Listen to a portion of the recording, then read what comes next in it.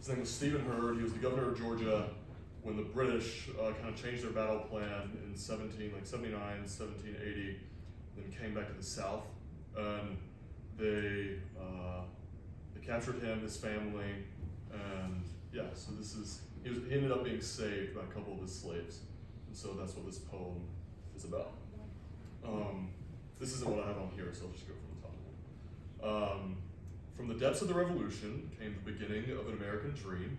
The hopes and the prayers of my lineage rest on the shoulders of me. But how do I cope with this weight? From the whip my family was built. Hurd never thought he would see the day when interracial love would prevail. Rising from the grave, I hear the prayers of slaves who held to the belief that one day Hurd would set them free. Instead, they were freeing Stephen, who left their backs beaten and worn. When they were praying for their freedom, they journeyed to save the governor from war. From the hymns of their own spirituals they sought their freedom every day but were caught. In a war they did not care for but fought, for a governor who believed that they ought to never be free. So that's that. That's wonderful. Thank you. And then this is more prose. So, what comes to mind when you think of the good old days? Is it the sun setting over the lake with the temperature just right as you enjoyed a nice cold drink over an evening of storytelling with your closest friends? Are you reminded of the Friday night lights during your high school years that seemed as though they would never end? Are you brought back to your college years when you're not exactly sure what you want to do with your life?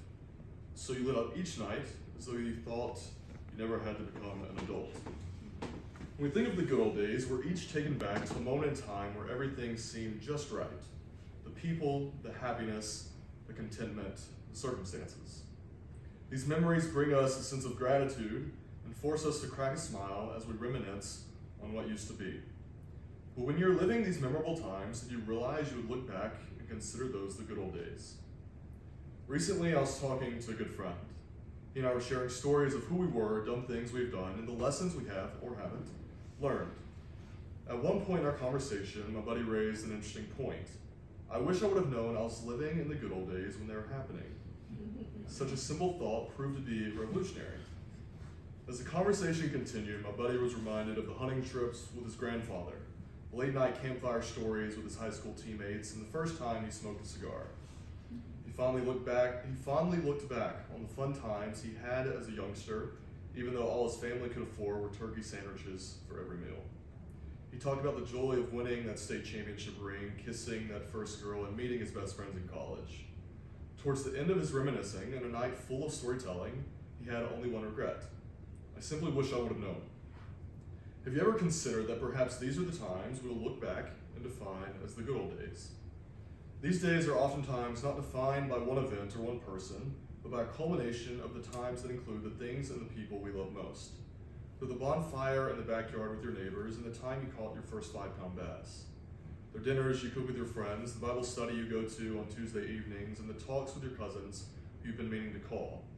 They're sitting in a hunting blind on a cold January morning, even when you don't see a deer, passing down the secret family recipe for everyone's favorite biscuits, and watching college football's biggest rivalries as you chow down on Thanksgiving leftovers. The good old days are the moments we don't expect to be memorable, yet we end up talking about them for the rest of our lives. Since having this conversation, I've become convinced that these moments, the one that make us smile when we look in the rearview mirror, are happening every day. Now, after a thoughtful conversation and having taken the time to consider the importance of fully living in every moment, I've taken it upon myself to see each day as if it's the good old days. Because one day I might look back and say, I simply wish I would have known.